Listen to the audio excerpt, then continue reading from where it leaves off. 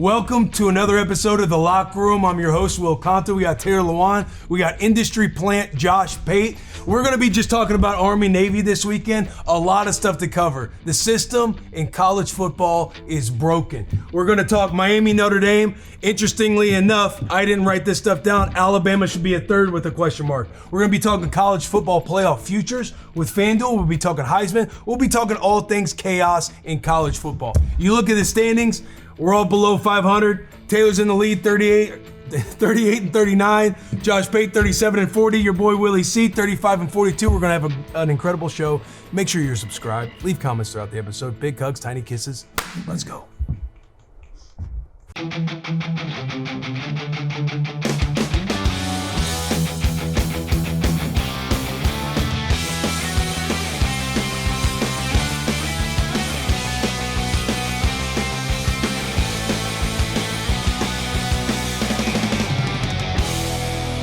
All right, welcome to The Locker Room. We are presented by the one and only the FanDuel Sportsbook, America's #1 sportsbook. And before we get into things, we just want to remind you guys that gambling is for entertainment, and FanDuel always has your back with tons of responsible gaming tools to make sure your play stays fun and stress-free.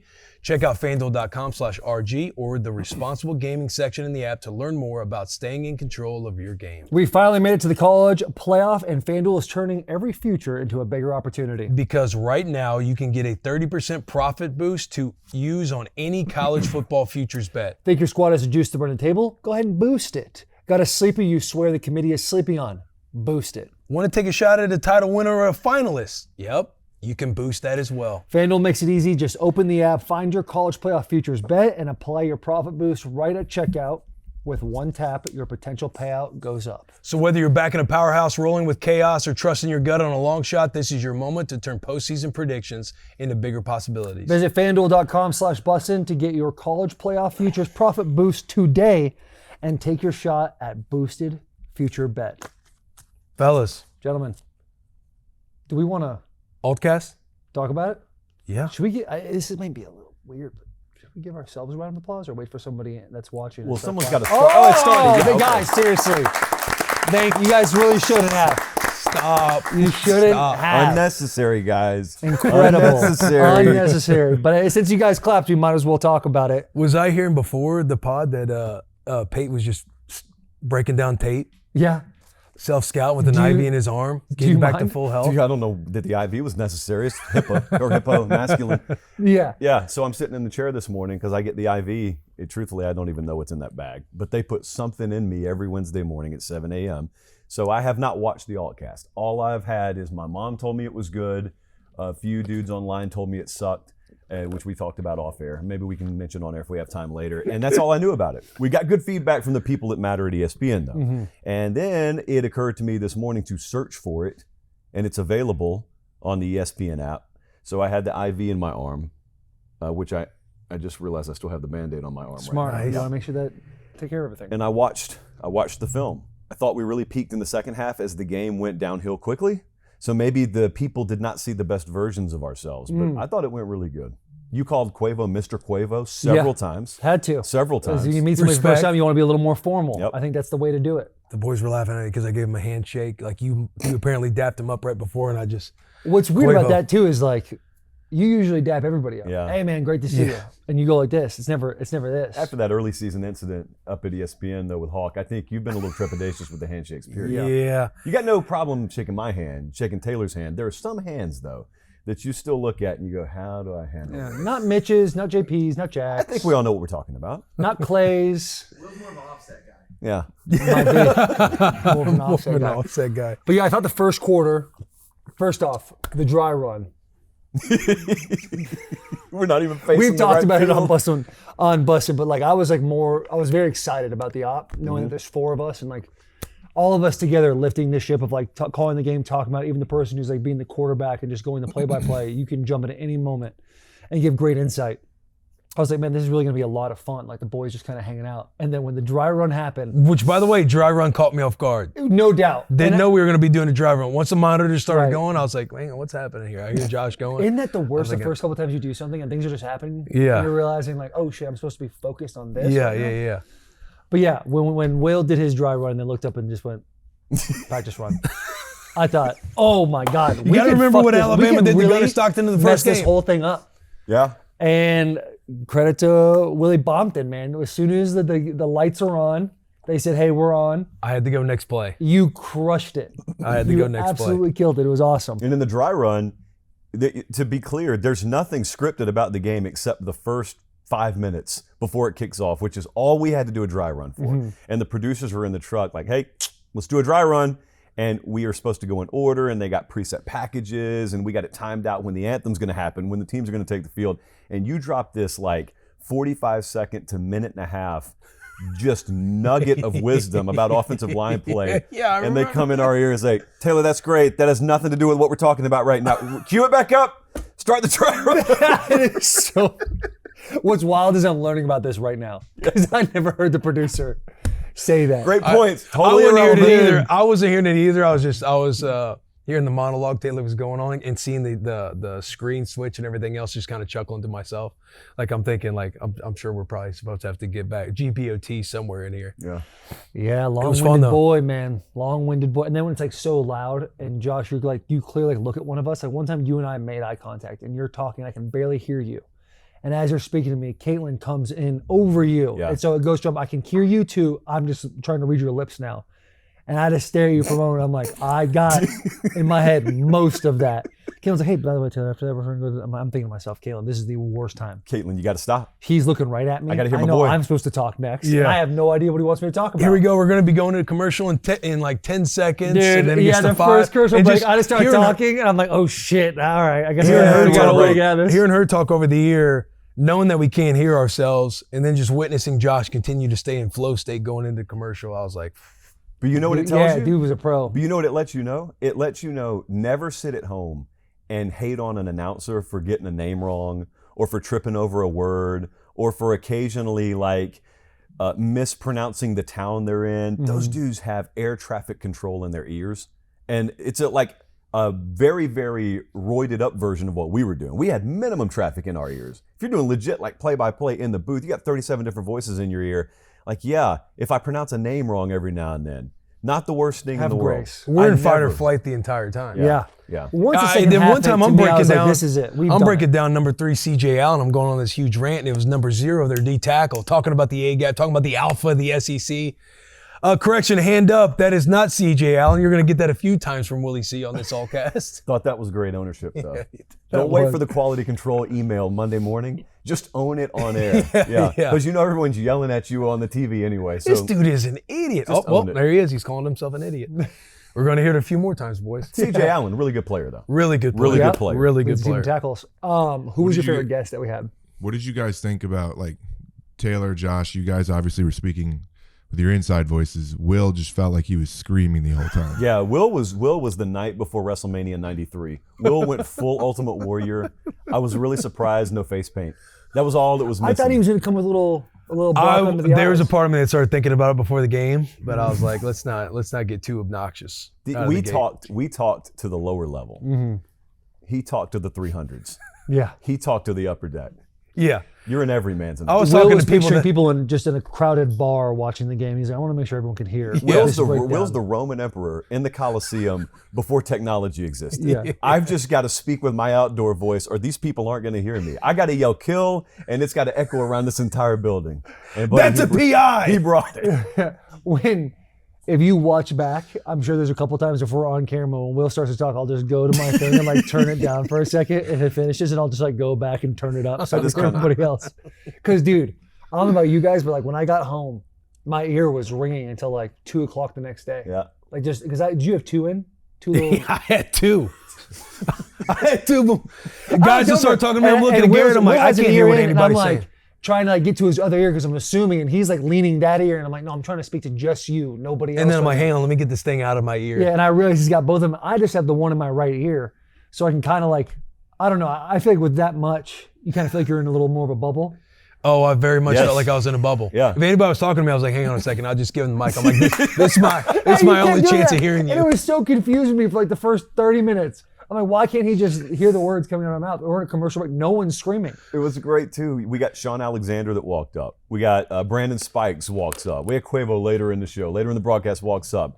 and they're walking up and they're talking to you, and you have no clue what they're saying, and you either put your own mic up to their face, or if you don't want to seem really weird and they don't even know what you're trying to do, you just kind of dap them up and say, yeah, absolutely, absolutely. That is yeah. 100% The classic the go-to. smile and nod is Yeah, meanwhile, such they a walked move. up for all you know and say, bro, my grandma died last week, but I'm still happy to do the broadcast. Absolutely, you're the bro, man. absolutely. You're the absolute That man. reminded me too. You brought up Sean Alexander. There was one time we were going into commercial and he was taking the entire.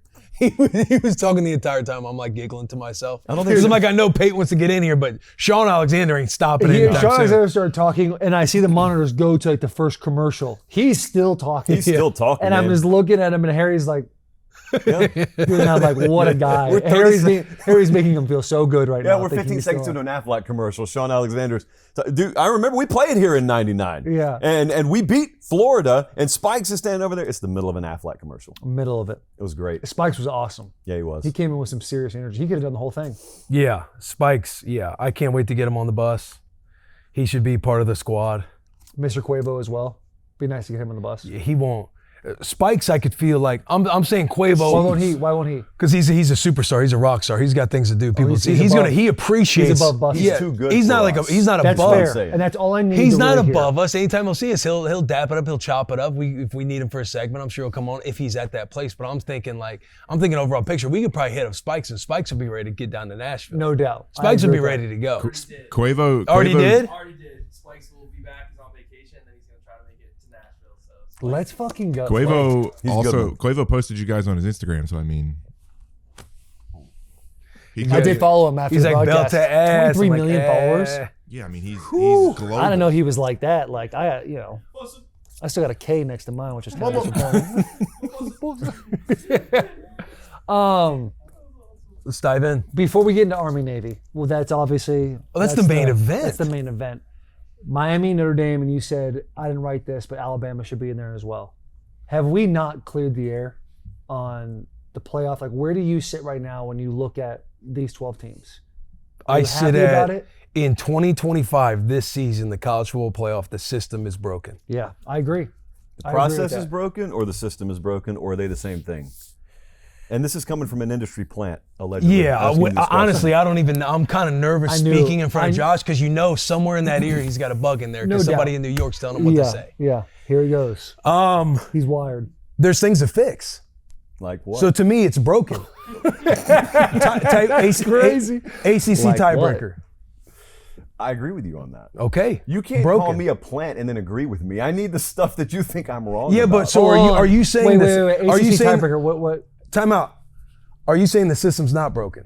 I'm saying the process is broken. I'm saying the system can't be broken if it gave me the teams I think should be in. Not the G5 teams, that's its own separate thing. You and I have agree. two G5s in. You and I agree on the G5 thing. Okay. So System broken. The G5 thing, we all agree with that. If we could take that and we could set it on the table, we agree on that. The rest of it, which came down to the whole Miami, Notre Dame, Alabama thing, it gave me the teams that I thought should be in. So obviously I don't think the entire system is broken, but the process, the Tuesday night rankings release, Hunter Yurachek, the North Korean style propagandizing right up until the 11th hour, and then they just flip the pancake on Notre Dame. Notre Dame's rightfully irate about that. They opted out of their bowl game, which I thought was a little extreme, but still I understand why they feel that way. And so even if you did get it right, even if the product is right, if the process is wrong, you just fomented distrust in the entire thing. So from that angle, yes, the model or the system is broken, but I don't think the results were broken, if that makes any sense. It makes a little bit of sense, but Notre Dame, all the way up until that point, Notre Dame got squeezed out of the college football playoff. Yes. We watched with our own eyes Alabama get whooped by Georgia. Yep. We're up there, and I'm not saying BYU should have been in. All the way up until the very end of the rankings, we all knew BYU wasn't going to be in. Yeah. But the way they talked about BYU, we saw what happened on the football field today, and that kind of, they were never going to be in the equation. We bumped them back. And then you go into full protection mode for Alabama that they don't even drop a ranking. So what I'm saying is Notre Dame was sitting at 9. Yep. And by the way, they never really explained why they flipped Alabama and Notre Dame. Hunter sat up there and talked about they had a gutsy call on 4th down when they survived Auburn and Notre Dame whooped Stanford. But they flipped. Your boy here explained it to you. I told you what they were doing. Insurance policy. I told you what was coming. Yeah, an insurance policy in case we got the doomsday scenario that you called a long time ago. That Which could is happen. amazing that the doomsday scenario that you've been talking about for multiple weeks literally took place. It took place, but also all right, so that's corrupt. What you said is corrupt. The I guess the fallacy, but that's not really the right word. The flaw in their entire approach is they overcorrected to begin with. So my viewpoint, I got to zoom out the telescope a little bit. My viewpoint is Bama should have already been ahead of Notre Dame, but I also believed Miami should have already been ahead of Notre Dame. But they really knee-jerked several times in this whole process. They knee-jerked in that when the rankings came out, that was, I think, right after Bama lost to Oklahoma, or either the rankings came out, then Bama lost to Oklahoma. They dropped them like 6 spots, which was way too far. So that was point one. Point two was when the rankings came out, Miami was at 18, which was too low. We said that at the time. I didn't even know that we were going to head towards this conclusion, but I said at the time, there's no way Miami should be that low, and Notre Dame should be that high. The third part, Notre Dame being that high, I thought was sort of predictive. They were putting Notre Dame high in preparation for what they thought Notre Dame was going to do. But that's not what you should be doing with a ranking. Your ranking should solely reflect the body of work, not, well, yeah, we know Notre Dame's lost 2 games, but we think they're going to go on a run, so we're already going to put them where they would be if they went on that run. Because then what you did is, times 3, you made a big mess down the road where you had to correct it, because what they're hoping is they can screw the rankings up, and then the teams will just sort it out for them. Kind of like Lane Kiffin and Ole Miss. They knew if he was going to leave that they weren't going to let him coach the playoff. But they kept on putting off facing that fact because they just hoped the world would work itself out. Well, it didn't. And then it got really messy at the end. The playoff committee didn't do their job properly, so it got really messy at the end. And so then people have like this tunnel vision. They got the racehorse blinders on, and all they see is that final snapshot, which is totally fair. It's not the public's job to do the committee's job. And so the public looks at it and sees just what you said and just what I said, which is independent of what I think should have been. What was Notre Dame was ahead of Miami going into the final week. Neither of them played. And then all of a sudden at the 11th hour, the committee came in and said, well, you know, there's a head-to-head between these teams. We need to flip them. Well, the head-to-head was there last week and 2 weeks ago and 3 weeks ago. It's been there all season. That's my point, is when you're looking at deep state college football and big conference, they're talking to us like they're talking to America like we're all idiots and we can't see through what they had to do in the 11th hour. Because the way it was set up, like Notre Dame was, again, number 9 for a long period of time until they dropped to 10. We go into conference championship weekend and everybody talks about, should conference championship games mean anything? Should they not mean anything? We saw 2 teams, BYU in their championship game, Bama in their championship game, get whooped. Yep. And again, the committee went in full protection mode on Bama and protected their ranking at large. Because we were having the conversation the night before. This is one where Notre Dame and Bama are now side by side. They could easily flip back to where Notre Dame is now 9, because again, they still never explained why they put Bama ahead in the first place, but we all knew it was the insurance policy. But now Alabama's sitting there at 9, they got whooped. They sit there and talk about BYU. Their ranking didn't get protected at large. I know they were never in the college football playoff. I know they were never getting in unless they won. Yeah. But they still dropped to get Miami right next to Notre Dame. And now they're feeding everybody the head-to-head game, that's what they want everybody eating at. But if Virginia wins, Miami's not getting, Notre Dame is in the college football playoff. Yep, 2 things. Virginia's getting in. Yep. Does that make sense? That makes sense. 2 things. All right, so you asked, what do you mean about the ACC tiebreaker? So I'm going to hit that in a second because that would have fixed everything. Yeah, that simply would have. The thing with Brigham Young, people are making this argument and people are saying, hey, why did Brigham Young fall, but Alabama didn't fall? Because they look the same on Saturday. Both of them are in conference championship games. Both of them lose convincingly.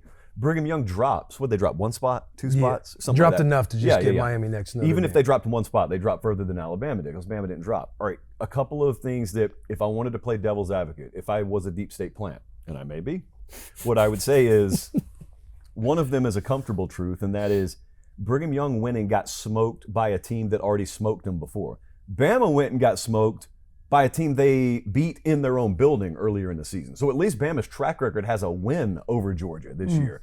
BYU never got close to Texas Tech. The second thing, this is the uncomfortable truth, is what I told you last week and the week before, and that is whether people want to admit it or not, the treatment of conferences is conditional in college football. The Big 12 is not going to get the same respect the SEC does. The Big 12 is not going to get the same respect the Big 10 does, and that's just the way it is. You don't have to like it, but I'm telling you that's why that happened. And then the third thing, the ACC tiebreaker, which I keep glossing over because I think people live in the weeds of this, but they don't.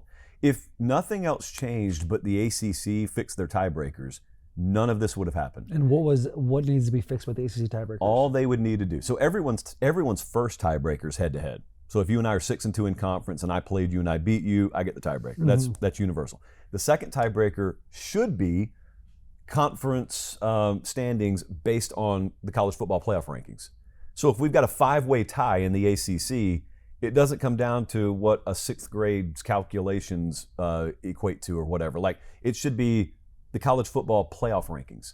And in that case, Miami would have gone to Charlotte. And they probably would have won convincingly. Miami would have been the ACC's team, and it would have been a moot point. Bama would have been in, only one G5 team would have been in, Notre Dame would have been in, and Miami would have been in. Yeah. Instead, we got this because the ACC couldn't get out of its own way to the point where a 5-loss team ended up in their conference title game. Yeah, Virginia couldn't get the job done with the ACC because you wouldn't have the two from a mile away. You wouldn't have the two.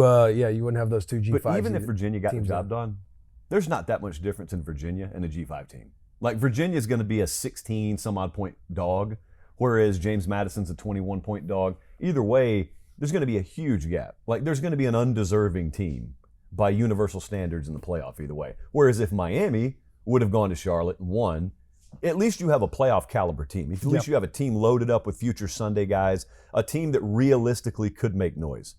You don't say that about Tulane. You don't say that about James Madison. Now, if we could broach this for just a second, the whole G5 inclusion thing, I think a lot of people make faulty arguments about why the G5 shouldn't be in the playoff.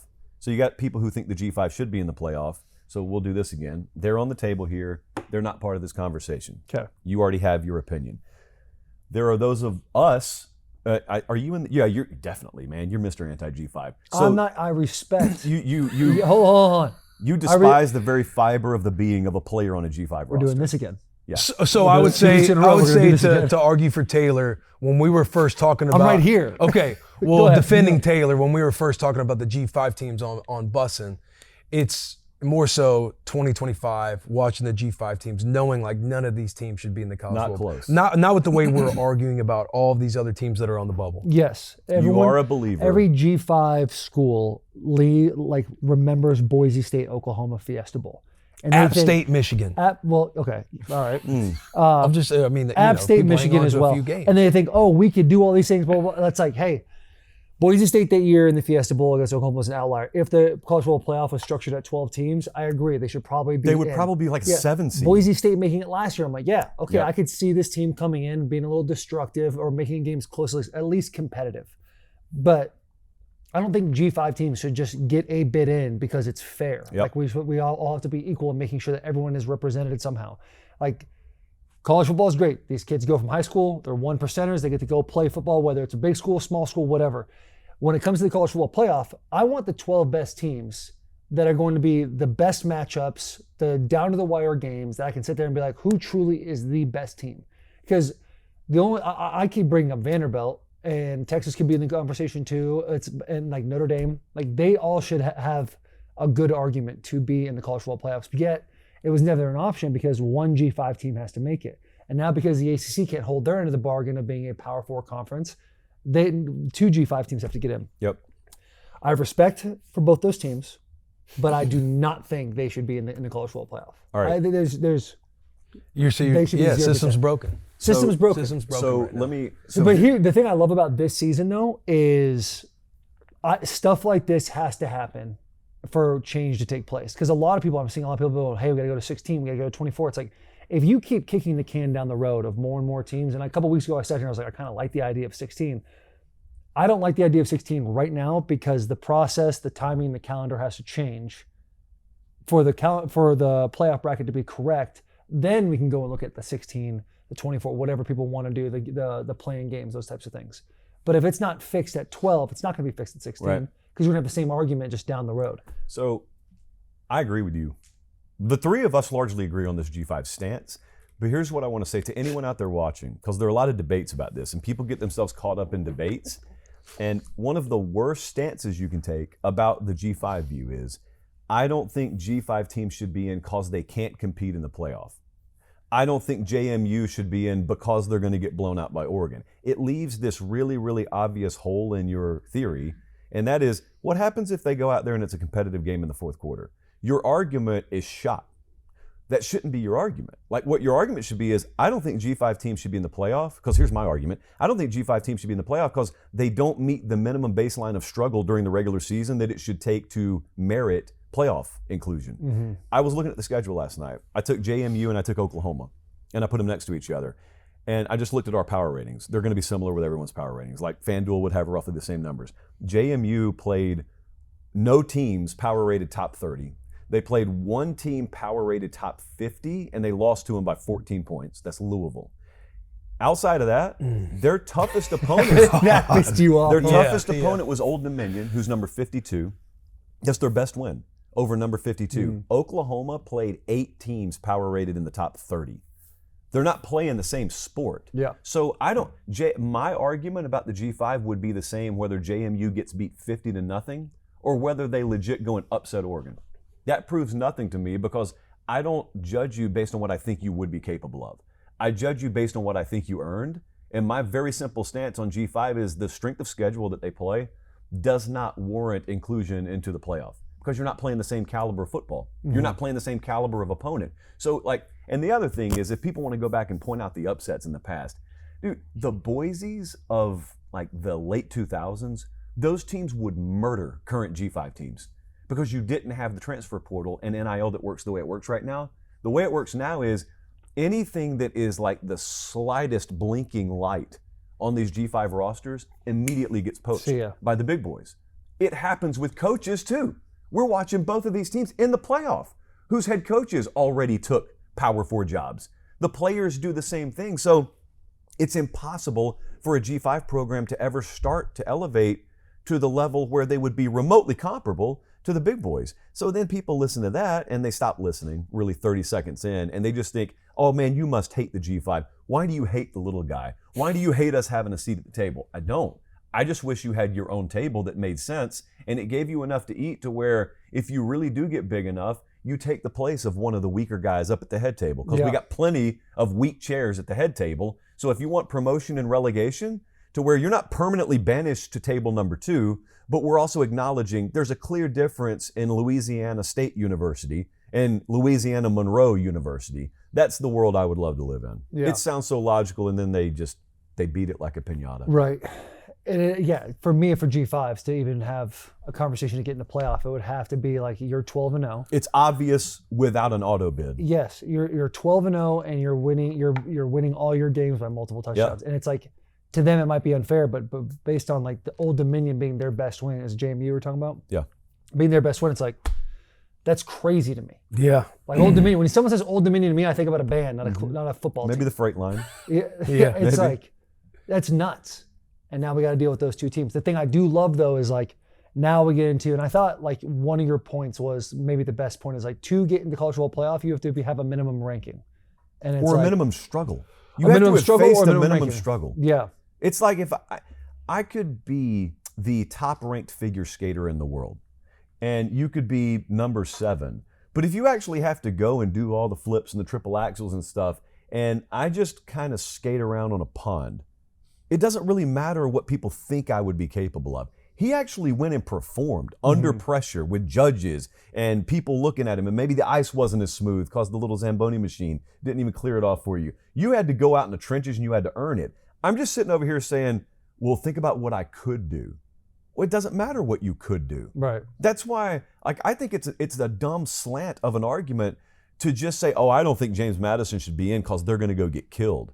Like with SMU last year, I thought SMU did belong in the playoff because I thought they earned it through meeting a minimum threshold of strength of schedule. Then they went and got blown out by Penn State. And a lot of people said, oh, that's proof they didn't belong. No, it's not. It's just proof they're not as good as Penn State. Yeah. But they belonged in the playoff. Conversely, JMU could go play Oregon razor tight. And it doesn't prove to me my argument's flawed, because my argument was never about what they're technically capable of doing in one 4-quarter game. Because what I don't think they could do over the span of 12 4-quarter games is go to Iowa and go to Penn State and face Indiana and do what Oregon had to do. That's what I don't think they could do. All right, ladies and gentlemen, we're going to up this episode to bring you Form Energy. Form Energy delivers best-in-class taste with natural flavors and zero sugar. Form Energy has natural caffeine derived from green tea. Form comes in a variety of flavors. Screaming Freedom, that's Rocket Pop inspired. Grape Smash, Blue Blitz, Orange Fury. It's perfect for those who put in the work. Think about Moneyline Matthews. As soon as the games end on Sunday, he wakes up in the morning early, pops open a Form Energy, and just gets after it all day long, making the correct decision so he can keep going viral. Form Energy, we do the work. Well said. You said something earlier. I want to talk about the SEC bias, because you earlier you were talking about SEC, Big 12. Big 12 is never going to be compared to the SEC. Big 12 is not going to be compared to the Big 10.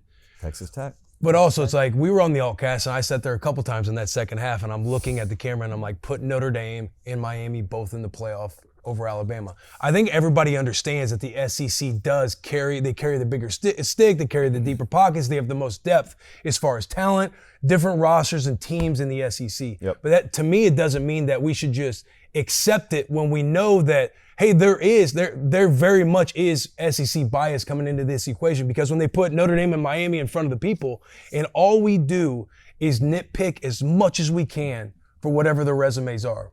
We talk about their week 1 matchup where Miami beat them by 3 points. We're talking about how badly they beat teams who were inferior to them. But then when Alabama gets in this situation, they're getting whooped right there in the SEC championship game. And you're thinking, well, what was Alabama doing in week 1 when Miami beat Notre Dame by 3 points? They were losing to FSU. They were getting mopped by Florida State. Yep. And if we're looking at how are they performing late in the season against inferior opponents, they beat South Carolina, JP, no disrespect. They beat South Carolina by 7 points. They had to hang on to that. They went in close to being right. They didn't beat LSU very badly when LSU had just fired their coach and Bama was coming off a bye week, I believe. Yep. And then they survive Auburn, limp into the SEC championship, get whooped by a team that they had beat by 3 points earlier in the year, but they got whooped. Same way BYU, same way we've seen ass whoopings happen. So to me, I'm thinking, I feel like it's justified when everybody's thinking, yo, is Alabama a top team that should be in the college football playoff over these other teams that we're arguing about on the bubble? Because we've seen them over the last month, and they're clearly wounded going into this thing. Do you mind if I ask one question before you go? Absolutely, into anything? because what I'm going to do over here while you ask is I'm going to zoom the telescope out. Okay. Because I have context. You're not wrong. I just have context to add to I'm it. with the telescope thing too. If If Alabama did not play Georgia in the SEC championship and we didn't set a result and that is wiped from our brain, do you believe Alabama should have been in the playoff? Yes. Okay. So if we're going to go into an SEC championship where there's 2 other teams that are in the playoffs already that didn't earn the right to play in that game, and we're going to 3. What's that? 3, excuse me. And we're going to judge we're going to judge the 2 teams that have earned the right to play in a game for a championship, and we're going to judge them so much that they are now losing a chance to, which is the ultimate prize, is the national championship. How is that fair to Alabama? Because they can lean on 8. They had 8 guys out, so I think 3 or 4 of those are some of their best players on the team, and yeah. To that, I agree. But that to me is where it's like the fact that they got protected with their 9th ranking at large is what blows my mind. Because again, they can still earn their way into the playoff because you move them down to 10.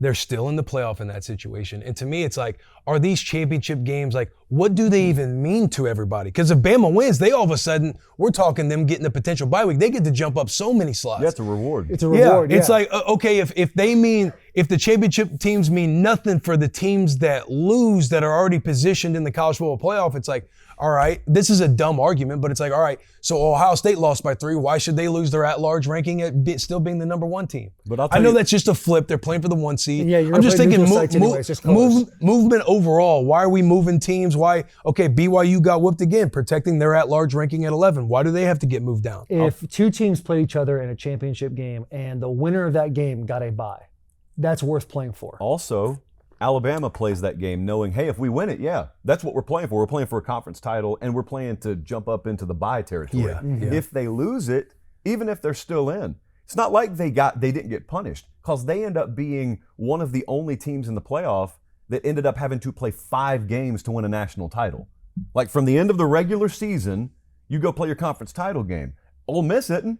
A&M's not. Oklahoma's not. They're sitting at home. So if you go play in Atlanta and you lose, It's not like that game didn't happen. Right. It's not like the bumps and bruises didn't happen. Exactly. Then you don't get a first round bye, so you got 4 more to go after that. You end up playing 5 games, which is probably impossible for them to win a national title. But go back to the telescope. If we zoom it out a little bit, they did get smoked by Florida State at the beginning of the year. They did get smoked at the end of the year by Georgia. They did look suspect on the road against South Carolina.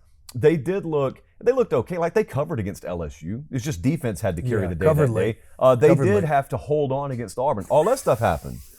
But it's important to note that right before that, they had that stretch where they had to play at Georgia with one of the best wins in the season, going on the road and winning in Athens. And then they had to play Vanderbilt and beat them by double digits. And then they had to go on the road before Missouri was injured and their season was shot, and they beat them on the road. And then they had to come home and beat Tennessee. So that little 4-week stretch that's more impressive than anything anyone went through all year, I think provides a lot of context in terms of injury, in terms of vulnerability down the stretch for why Alabama looked the way they did. And while everyone's asking, well, what were y'all doing while Notre Dame was busy playing 2 top teams in the beginning of the season? Apply that same logic when Notre Dame was playing that like jelly middle of their season. What was Alabama doing? Bama was in the meat of their schedule. They're in the and playing absolute 4 of them in a trenches. row. Instead of there's one here, then a month later there's another one. They went boom, boom, boom, boom. No bye, go on the road to Columbia, South Carolina. And like that's why I remember when we broke that game down. And we were just talking about get out of there by 1 point, get out of there by any means necessary because they're beat to death. Get to the bye week however you can. Like it was just big for me that they won that game, period. Having provided the context of what they had just gone through. So you can apply that logic, but to me, you got to apply the whole logic. Like you got to look at the whole picture. That's why I didn't think it was unfair that they were in the top 10, 9, whatever. You can argue they shouldn't have jumped Notre Dame right before the final Sunday. But my counter would be they already should have been ahead of Notre Dame. So it should have been a moot point, which was kind of my stance all along. I thought it was dumb that they weren't ahead of Notre Dame. I thought it was dumb that Miami wasn't already ahead of Notre Dame, which provided a lot of the fireworks at the end. But we end up arguing about like the merit of teams when you ought to be arguing about how like mind-numbingly stupid the process of the committee was, because you find out, oh man, a lot of us actually kind of agree. What are we yelling about? We're yelling about the committee. That's what you're yelling about. Yeah. And the way the committee breaks down the games, or going for a 4th, like being up. Dude, by Dude, I'm 7. telling you, don't man, get you me gotta started. have. It is so ridiculous when they could literally just use logic to explain their answers, and it's simple. Like Miami, head-to-head and common opponents, were better than Notre Dame, regardless if it was the beginning of the season, at the end of the season, whatever it was. Miami should be in over them. That's just what it is. They're more deserving, regardless if they're better or not. If you just say that, is Notre Dame really throwing this big of a fit? Where now they're like breaking all ties with the ACC now? Do you remember going into conference championship Saturday when they jumped Alabama above Notre Dame? I looked at it and I said, oh, well, better late than never. You corrected your flaw. Then Hunter Yurachek, the committee chair, came on camera, and Reese Davis asked him, why did Alabama jump Notre Dame? And that dude started listing the reasons. And one of the things he said was, well, they jumped out to a 17-0 lead. Auburn came back to tie the game. So they also blew a 17-0 lead. Well, they ran the ball better today. Well, they had a gutsy call on 4th and 2. And I just sat there and I just went, oh no, I can't defend this. They made a move I agree with, and yet this sounds so bad. Yeah. I'm gonna have to spend all my time criticizing this, even though it correlates with a decision that I agree with. It's the craziest thing the committee does to me.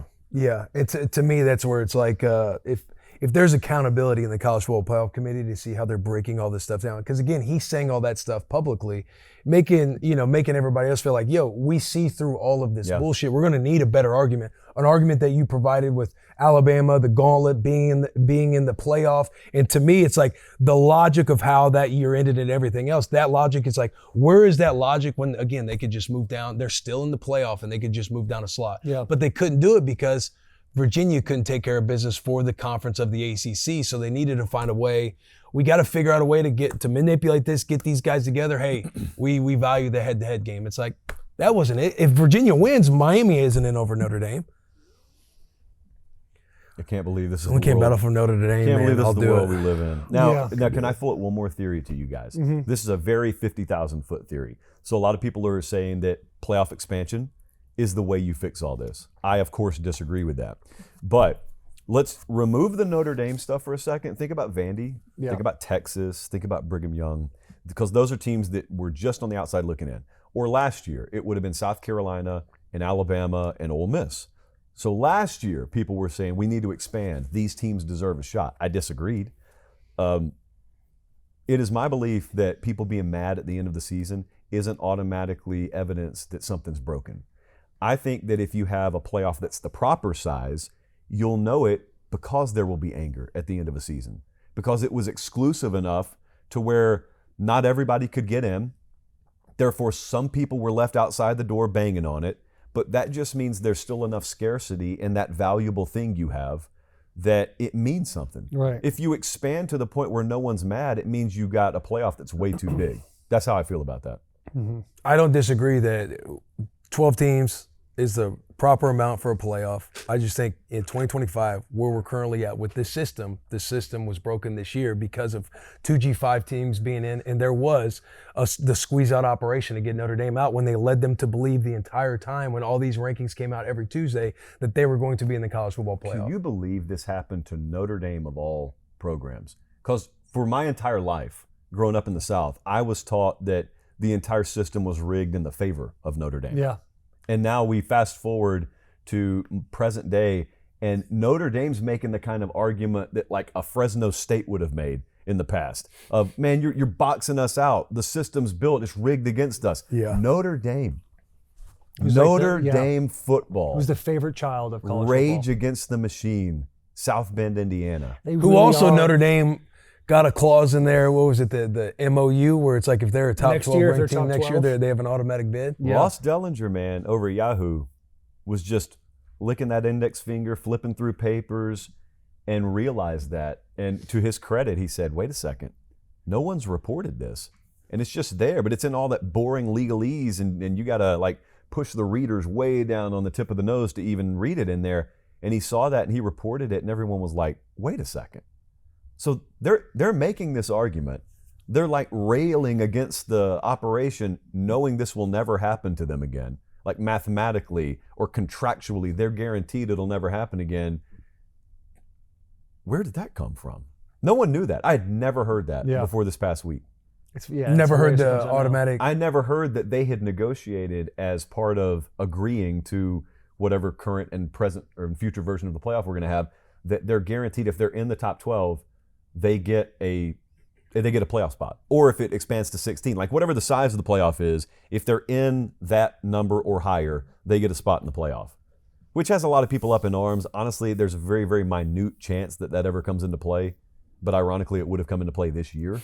So but here's my counter. All right, so you're thinking based on that language, you're thinking, oh man, if that was in place this year, then that means even though Miami was 10th and Notre Dame was 11th, Notre Dame would have still gotten in. Well, if you believe that the system is built against you, how do you not know the committee wouldn't have just bumped you down another spot? Mm-hmm. And they wouldn't have just bumped you down to 13? If you believe that. Like, I don't know that the system's rigged against them.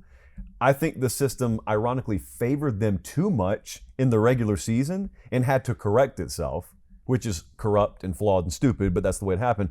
But I don't know that just automatically gives me all the comfort in the world if I'm a Notre Dame fan. And an example of them being comforted is losing their first two games and still being in the top 25. That being like the first time in however many years Some that's would ever say. happened. Right, like yeah, that process, it kind of did it to themselves. But to me, it's like, yo, if they would just come out and say the reality of the situation versus trying to make stuff up to where if you just look behind the curtain, you can figure out what happened. To me, I feel like that would play with more favor from the public eye. Yeah. You know what I mean? Like a few weeks ago when they kind of flipped Bama, Notre Dame, they started to put insurance policies in place. Hey, BYU could be collateral damage here if they get whooped. It's just more like, hey, if at any point they came out and said, hey, we kind of messed this up, Dude, from the jump. yes. Like Miami, we do value that. Mm-hmm. Yeah, it's The like if committee we came can out and get said, hey, we made a accountability. mistake in these. If the they first talked like bracket that came normal out, people, yeah, we're yeah. sorry. Yeah. We actually made a mistake. We actually did not put in the head-to-head or the pit game or any of that. Miami should be over Notre Dame because of these reasons. 'Cause I And like- we made a mistake. It's like, yeah, we're probably all pissed off. We're like, oh, these guys made a mistake. Who's to say it's not going to happen again? But like, At least they're not hiding behind bullshit, like a about this? gutsy call or Yeah. having a 4th and 17-point lead. 4th and 2, guy. No other coach made a call to go for it on 4th down And it's like, Saturday. okay, so you- just Ryan Grubb in Alabama. Hey, how about just saying this? We changed our mind. Yeah. We Yes. could just say we're 13 humans, and as we continue to watch the games, we changed our mind. Yeah, Because every other person does that. as upset as people want to be that are not the non-Alabama fans out there who want to be upset about Alabama being in, imagine if Alabama lost where they did in the SEC championship and they're out now. What would take place in college football? I don't think we would have an SEC championship game. I don't think we'd have conference championships at all anymore. Not that people care, because if you're anti-Alabama, you probably don't care about the SEC championship game. Yeah. I'm just saying there's a lot of other collateral damage that comes along with that, and I don't really even know what it is as I say it. I just know it would have been a mess. Kind of would have been fun to watch. Just purely like voyeuristically, wanting to watch the world burn. Get It the would have been popcorn out, sit there and interesting. be like, my Yeah. God, this is Oh, yeah. crazy. Yeah, because I'm sitting there on the Selection Sunday when I see Bama at 9, I was like, man, I guess it's going to be, is it going to be Notre Dame here? Is it going to be Miami? And you're just kind of sitting there waiting. And then when you see the Miami one come across, I'm like, oh, shit, What did this you is say? going to be. If I had surveillance footage of you as you were watching it, what would I have seen? You would have saw, I'm sitting there and I'm like, hang on, sweetheart. I just got to see, yes, I'll play hide and seek with you here in a second. I just got to see what happens here with Miami. So you have Notre your Dame. hand on your child's forehead. Yeah, I push her back a little bit. And I see it happen and I go, oh, shit. And Charles like, what? And I'm like, you have no idea what just happened, do The you? world just changed, baby. Yeah. Sweetheart, I need 5 minutes on my phone. Set the timer. Yeah. Yeah, dude, it's nuts. And the way Notre Dame's handling this, like when they say we're not going to play in a bowl game, I'm personally of the opinion that the only thing that matters about bowl games is the 15 practices that you get. And the gifts. Playing the game Yeah. and the gifts. But playing in the game, there's going to be so many guys that sit out. It's not going to, it's like really a chance to get the scrimmage. It's an exhibition match now. Yeah, but for some guys, some seniors who are never going to play again, I don't disagree They're- with that. And they're, like, you you look at the cheerleaders, the band, all of that, for them to say, oh shit, like that, the last game, we didn't know it was our last game. We didn't take a moment to sit there and go, kind of look around and be like, hey, it was a fun ride. I have empathy for all of that. yeah. But I like- feel like it was a weird move. Like I understand, emotional move in the moment. This is what they're standing on. This is where they're going. It probably came more than likely from the administration.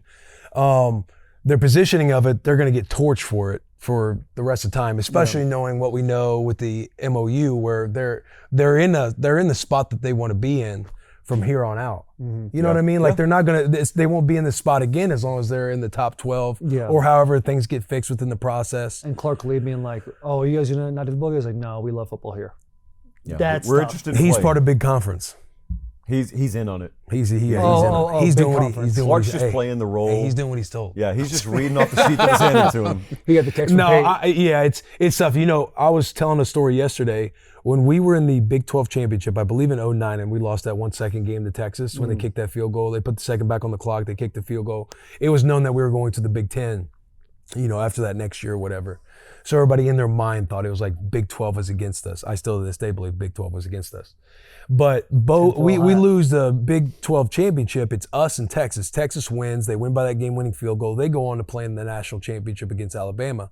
Well, the delegation for the Big 12 champion loser, like where we were positioned when bowl games mattered a lot, it was the Fiesta Bowl got a Big 12 team. Was it the Cotton Bowl, the Alamo Bowl, I believe. We got delegated all the way down or relegated all the way down to the Holiday Bowl, which everybody, San Diego, which everybody was pissed off. Because again, we're in our heads, we're the number 2 Big 12 team. All these other bowl games that are slotted for Big 12 that we get to get chosen with. And the Nebraska fan base, so we were playing, we had Ndamukong Suh, Heisman. We had like the number 1 scoring defense in the country. And we get pushed all the way down to the Holiday Bowl. Bo comes in the team room when all this got decided and asked everybody outright, do you guys even want to play in this fucking game? Like, I'll tell you right now, I'll burn the whole thing down if you guys want to. Guys stood up. We decided, obviously, to play in the game. Whooped Arizona that year.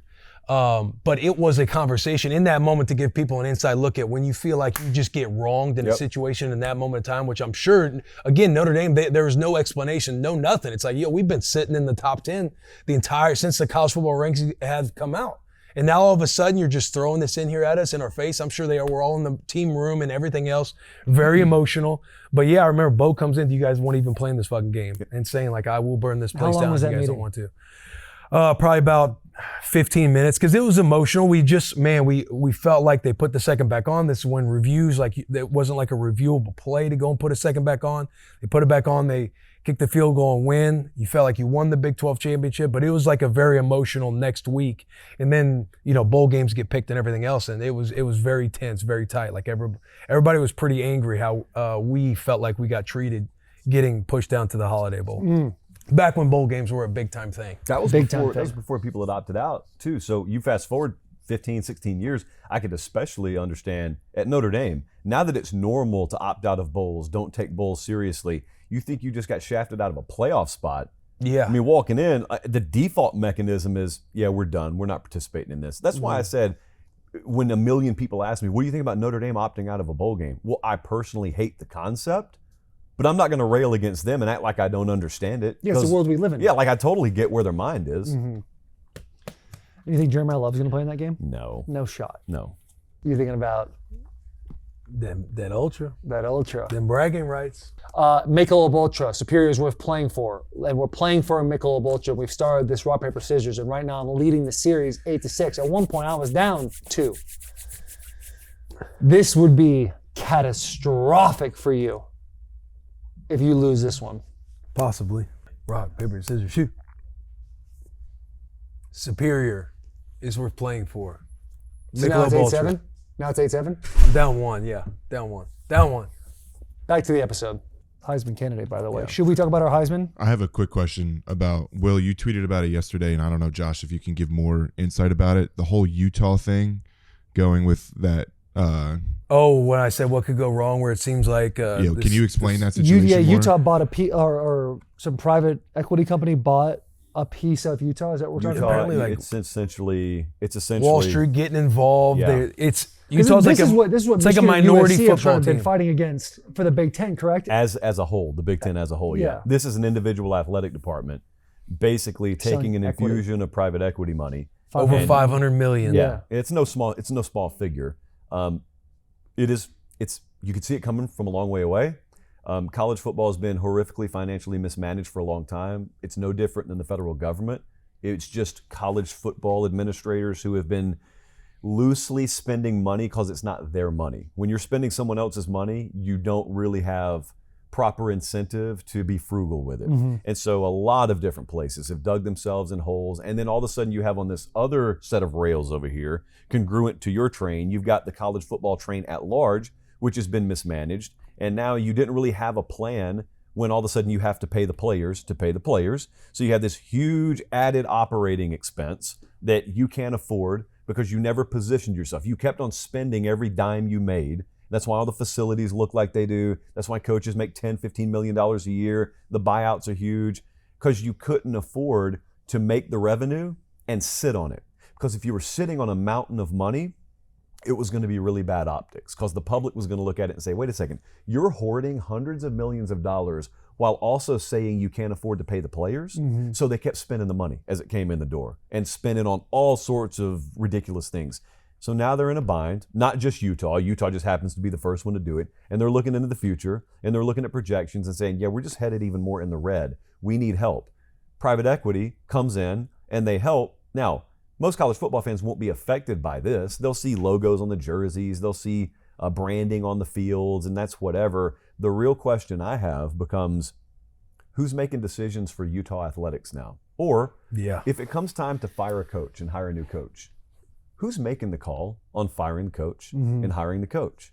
Because we're really in the interest of what's best for business, right? Right. And if it's just your business, it's your business. But all of a sudden, if someone's bought a stake in Utah football or Utah athletics, they want a return on their investment and they want a say because they're paying for a seat at the table. Which is what essentially is happening with Utah, because where we're at, it's like, say you have this $500 million in a private equity, like you have all this money, you want to back it. Like we've been seeing, whether it's Cody Campbell down at Texas Tech, whatever it is.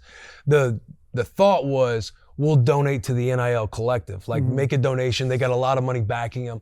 What's happened at Utah is they've stood up another LLC to where now this $500 million, this private equity company has bought like a minority stake in the team to where they will be decision makers for making money. Are they going to be involved with making these big decisions? Now We'll never see the fine print of that. There's like a contract new, ever, will we? there's like a new master who's now at the seat of the table with all this money coming in. They now own a part of Utah athletics. They're not like donating like, hey, our group wants to make our football team better. Here's a shitload of money. Now they are minority owners like in Utah football. Can't say I'm Just crazy getting that about it. small breakdown, it feels like there's no good outcome. You saw Dillingham yesterday.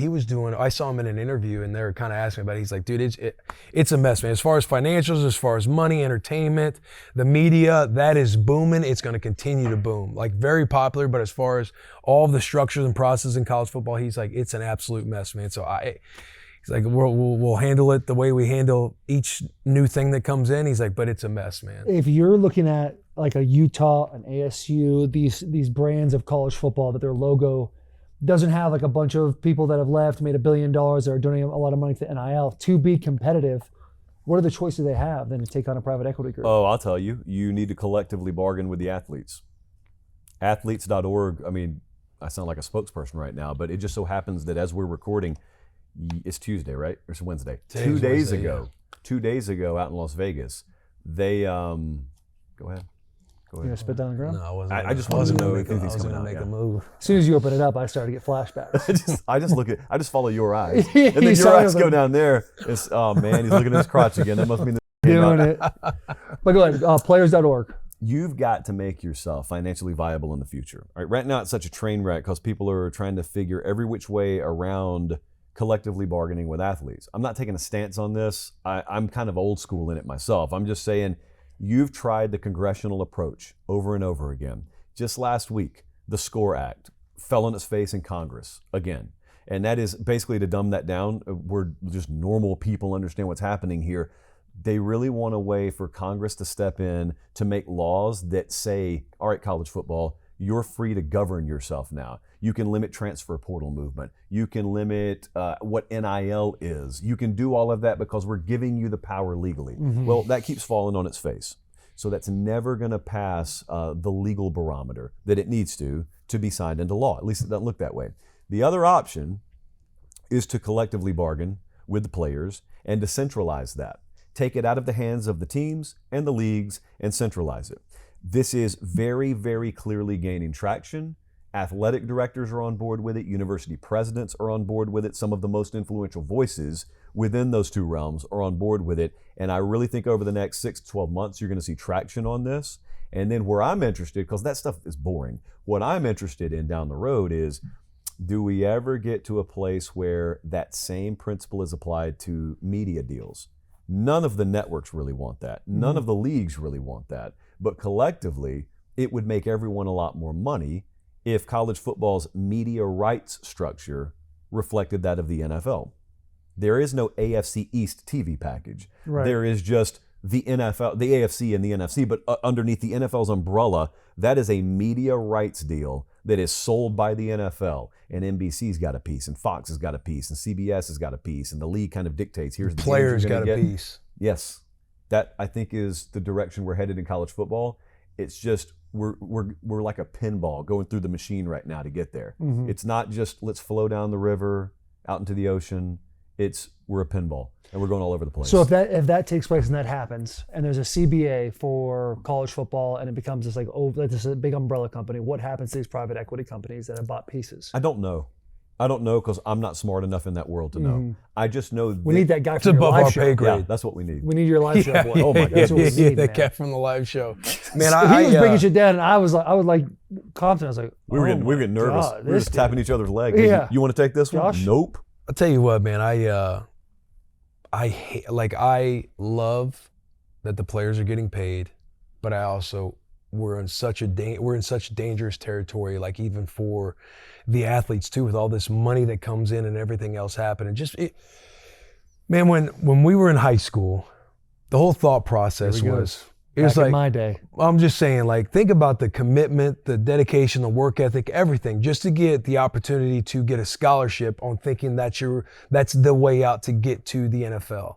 And all of the foundational values and cultural things that you have to establish as a high schooler, but you're very raw as a high schooler, learning all of these values, learning all of these traits and characteristics. And then they get molded and developed and hardened in college to where whenever those first big paychecks come in the NFL, it can get guys off the tracks. Like obviously you see guys fall off, but at least you're equipped. I know when the money started coming in for myself, it's like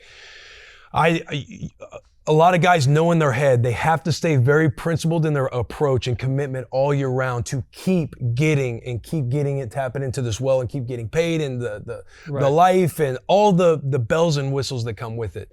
Now it's like all that's just getting chopped when all this money's sinking into these 17, 18-year-old kids when they're going, because now it's not even about this work ethic, this sickening, gritty approach when you're in high school. It's about picking up your phone, looking at how many likes you have on Instagram, looking at what deals your agent might be getting you, because now you have an agent who's telling you all these things. You might not have to worry about certain principled things that you're established in, whether it's workout routines and everything else, because it's like, who's going to pay me the most money? Like, it used to be you owe the process everything and the process owes you nothing in return. Now these kids are getting paid for a process they haven't even established going into college football. And I hate it for the athletes because the development that happens that isn't going to be taken serious near as much anymore at the college level is what bothers me about the whole thing, because I do enjoy that they're getting paid. It's what we wanted. Right. But all this, how it's getting pushed all the way down. Now we're talking about college is going to be looking like the NFL. That's a big fix because we need all this regulation to come in and help everybody out with all the money floating around everywhere. But in doing that, the way it massages the mentality of these college kids now at the high school level, I'm like, fuck, man. But in your CBA, let's say it's structured properly, because I had long conversations about this last week, because I have those concerns as well. Most people who love college football have those concerns. You worry about the detriment of the product when 16 and 17-year-old kids already bank high 6, low 7 figures coming in. Like it adversely affects the compass, the North Star of motivation, of process-oriented, of drive, of everything. All right, so think about this. All right, if we have a CBA in college, your player reps are probably not going to be freshmen. They're going to be upperclassmen. Those upperclassmen are in the position to be a player rep, probably because they've proven themselves and paid the price. If you have a CBA in college football, I think you have a pay scale that's very much correlated to like a rookie pay scale versus a second contract, third contract in the NFL. Not apples to apples, but very similar to where if I'm a 17-year-old kid, if we have a CBA, that also means that we enter into a world where there are enforceable laws with NIL, which means it's not just Wild West pay for play anymore. Like, yeah, you're going to make money and it's been collectively bargained, but if you're a freshman committing to Nebraska, you're not making nearly as much as you're going to make if you succeed and you play, and then you're still a sophomore on that roster, and then you're a junior, and then there's this huge bonus that kicks in, third and fourth years on the same roster, because you've proven yourself, and you're under a collectively bargained umbrella where the big payoff is down the road, where you have all the incentive in the world to keep chasing, instead of already having a gigantic bag in your lap the moment you step on campus. I appreciate the way you broke that down, because I sit there and I'm like, we're hearing guys close to the program just be like, man, this dude's dumb for signing a 2-year deal with NIL, and I'm just thinking, Jesus Christ, I cannot believe we are in this world. There's two trains of thought there though. Like, when you're breaking down all the things, I agree with it. Like the process owes you nothing, all the work ethic, if you're being coached hard by your coaches, like buying into a program, going to a school because that's the school you want to be at, and they just hosted you the best, and you're like, this is where I'm gonna take my next 4 to 5 years. Like, that is clearly missed. But I can't sit back and not just like, for these kids, if we're in these positions, like, yeah, you want to game the system as much as possible to put as much money in your pocket as possible. And if it's signing a 1-year deal as opposed to a 2-year deal, like, I can't get mad at a player for doing those things. With the CBA, like, I would love for a CBA to take place, because then there's an umbrella. There's only a certain amount of money you can spend, each team can spend on their players. And I love the idea of, like, you have freshmen like a rookie, and the more you work and the better you do and the more accolades you have, the more you'll get paid. Because just on a way simpler level, from being able to play in the NFL and go to the lunchroom and sit there in the morning, and Georgia and Alabama are out to play, and I have 5 Georgia teammates and 3 Alabama teammates, and they're in their lunchroom arguing about their team and their love they have for their team. I don't see that in the next 4 or 5 years, if it continues the same way, staying that way in that lunchroom, where it's like kids have like absolute pride in where they played at, and they're like Nebraska. Like, no one's gonna have that anymore.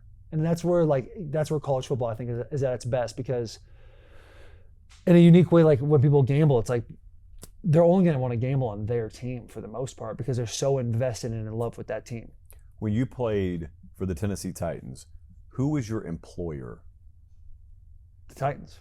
Was the NFL your employer or was the Titans your employer? The Titans were my employer. So in this world, I don't think that's the way it'll be structured. I don't think you'll be employed by Ole Miss or the SEC. I think you'll be employed by fill in the blank name of whatever entity they form, and that is where the authority will be, but that's also where the risk will be. That's where the finances are handled. That's where private equity goes, by the way. In case you're wondering, like to answer your question, instead of trying to glom onto an individual athletic department, private equity will go to whatever that entity is. And that's where that cash infusion will happen, and they'll be able to afford the operating costs. And at that point, University of Georgia, University of Nebraska, University of Arizona, you guys are good. We're handling it. But here are the rules you're going to abide by. And here's the amount of money you can afford to pay your players. Handle your salary cap accordingly. By the way, this doesn't get rid of NIL. It just repurposes NIL for what it was supposed to be, which is the same way it is in the NFL, which is Pat Mahomes is a superstar, so he goes out and gets all the endorsement deals he wants. What's not happening is some guy who got rich beyond his wildest dreams, who happens to be a Kansas City Chiefs fan, went to Pat Mahomes in free agency and said, I'm going to pay you $30 million to come and play for us. Because that's a competitive disadvantage. Yeah. Whether you think it's fair or not or should be, well, if you live in the world of the NFL, you're going to operate by their rules. And if you live in this world in the future, if it's collectively bargained, that means laws can be enforced. NIL is not going to be what it is right now. So guys will still make NIL money, but it'll be guys who legit deserve to make NIL money. And most guys will make their money based off of, for lack of a better term, their salary. I think we're very, very much closer to that than people realize. There's a lot of movement happening on that front this week. As we speak, there's a lot of movement happening. Need the urgency. Yeah. Need the urgency. See, yeah, but like I know that there's a lot of things that we want to fix. There is also the fan in me of college football and where it's at right now, where there's going to be so many documentaries with the last 4 or 5 years. Yeah, we're in one. That I'm kind of just sitting here like I'm really enjoying watching all these things unfold and all of the chaos. Yep. It's just, hey, fix the ACC tiebreaker. There you go. Fix the ACC end of That the was day, the butterfly effect that led to everything. Led to everything. Army, Navy. Do we want to talk about the brackets? Do we actually want to do that? Because it really comes down to we're going to talk about all these games on future episodes.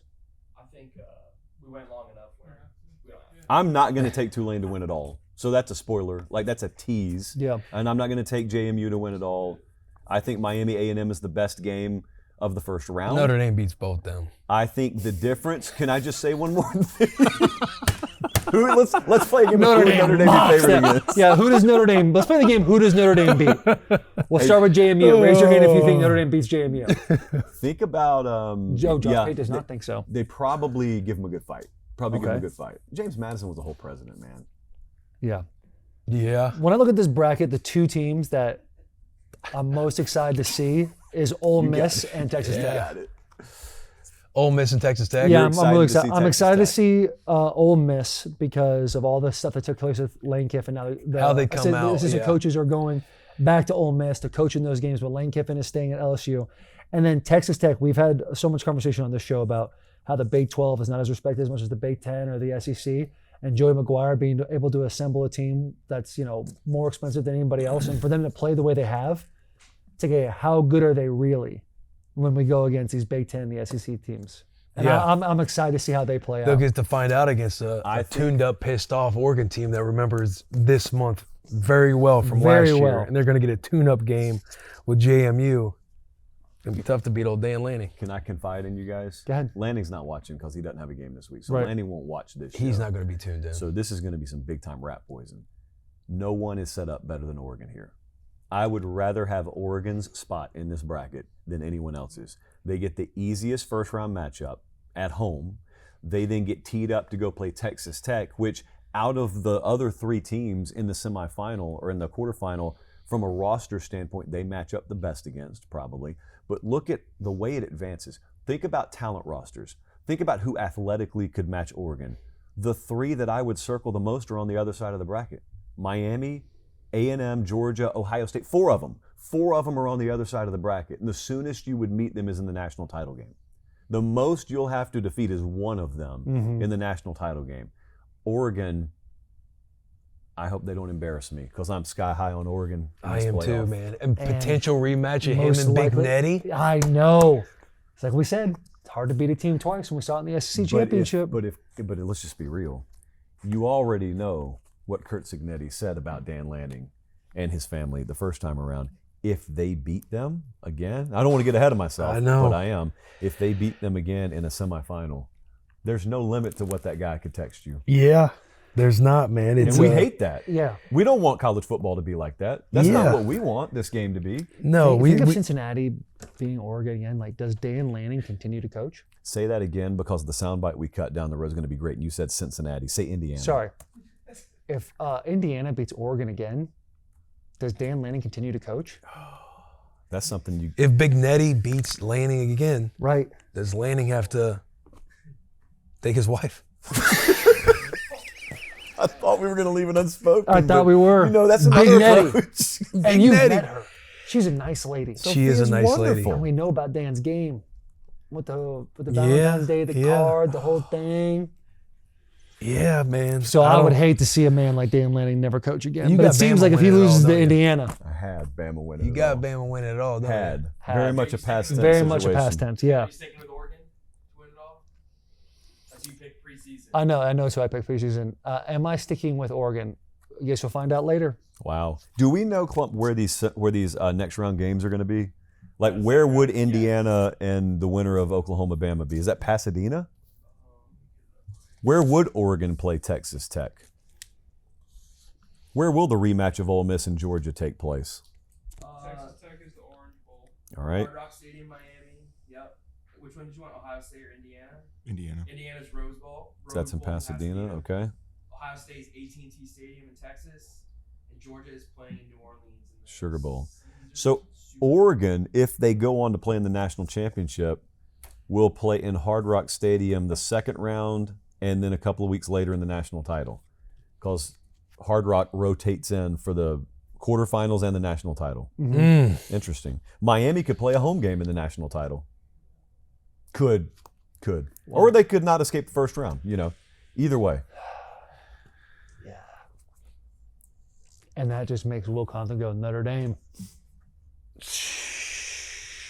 Everyone who loses in this bracket, you just need to have the tweet ready to be fired. Yeah. Notre Dame would have been such a better replacement in this game. yeah, no doubt. Before we do True Classic Game of the Week, Heisman. Who's your Heisman right now? The four that sit there.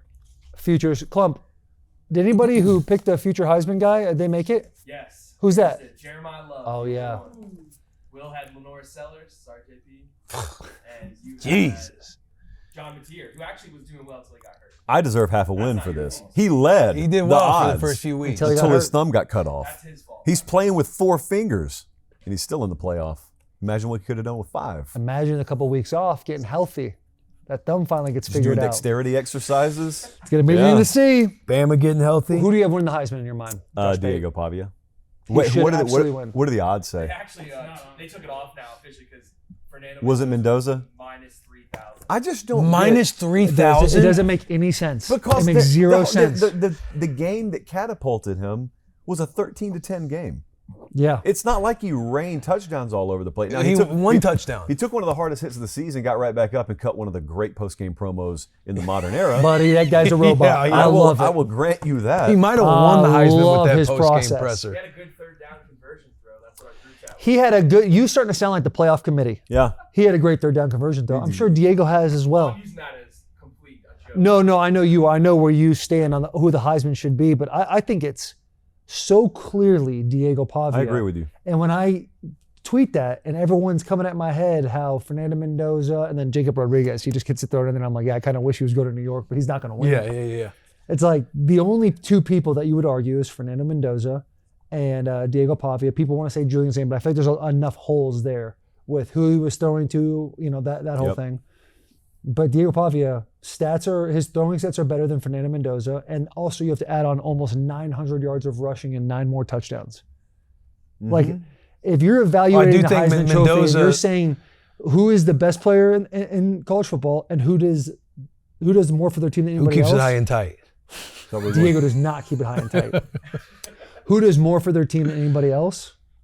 It's him. It's Diego Pavia. It's him. Yeah, it's Diego. I I need that speech. through the need air. Fernando has more Dog, yards. return. Fernando has more yards and touchdowns through the air, correct? Yes. Like, I think he Not, was like, not yards passing, just No, touchdowns. no. Fernando Mendoza Just doesn't touchdown. have 3,000 yards throwing. He has 5 more touchdowns passing, I believe. 5 more touchdowns. Extra game, but Diego has more passing yards. Who's the last quarterback to win a Heisman that didn't throw for 3,000? Cam Newton. Cam Newton won a Heisman in 2010. Dude, use the mic, dude. What? Use the it's mic. picking up. Oh, it is? Cam Newton was the last quarterback to win a Heisman without throwing for 3,000 yards. And the only reason was because he ran for 1,400 yards and 20 touchdowns. Well, that and Auburn picked up guys from the playground to be wide receivers for him that year. Yeah. So Cam, a little bit different. A little bit apples Little to bit oranges different. there, just a little bit. Yeah, people want to hate all this, you know. I think it's Diego Pavia too. I looked Diego Pavia in the eyes last week and I said, he's like, what do you think? I was like, I think it's yours right now, but if Fernando Mendoza goes out there and throws for like 275 or 300 and a couple touchdowns, he probably needs 2 touchdowns at least. I could see where the public gets on Fernando, but that didn't happen. So I feel like I'd be lying. I would have lied to Diego if Fernando Mendoza wins this Heisman.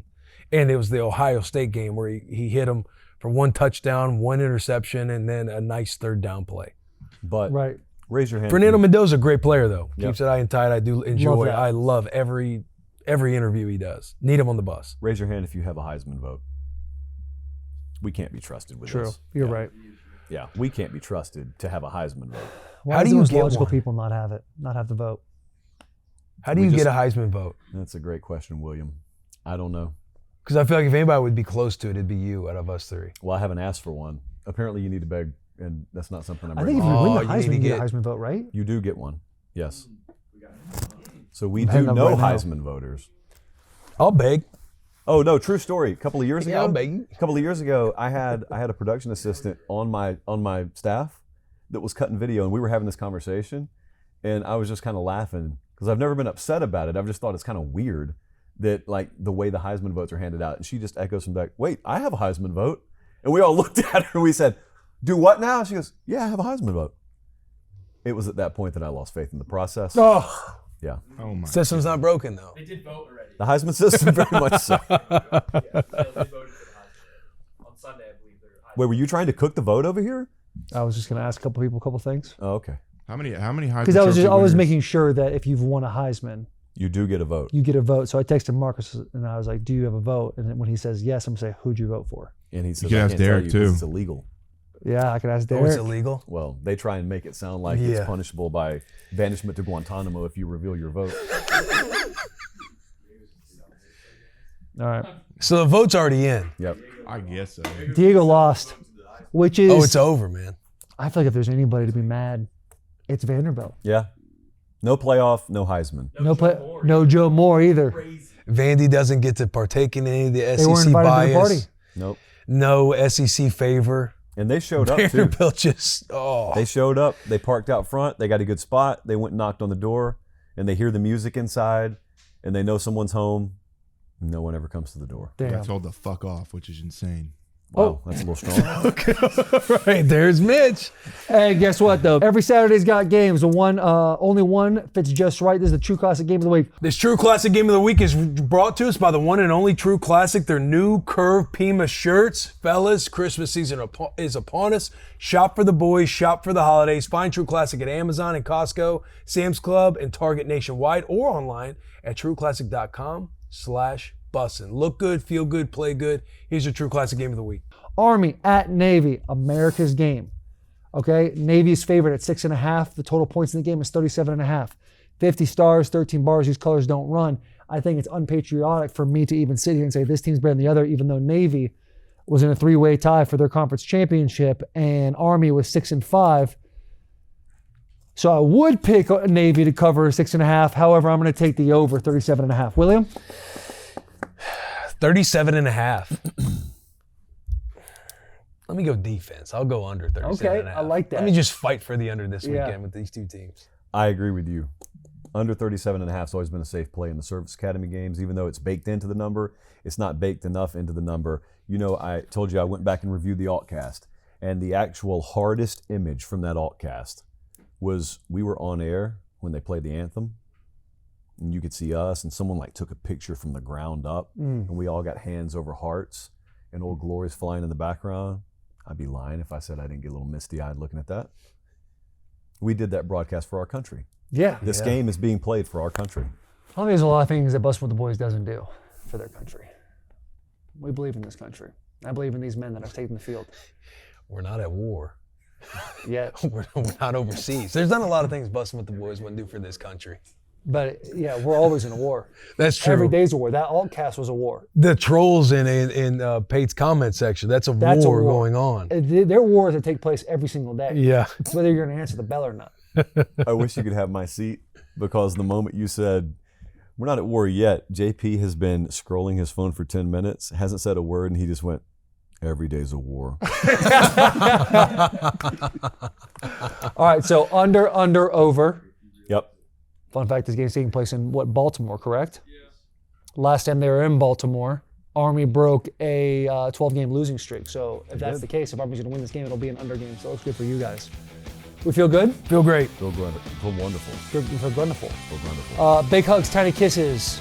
Please subscribe.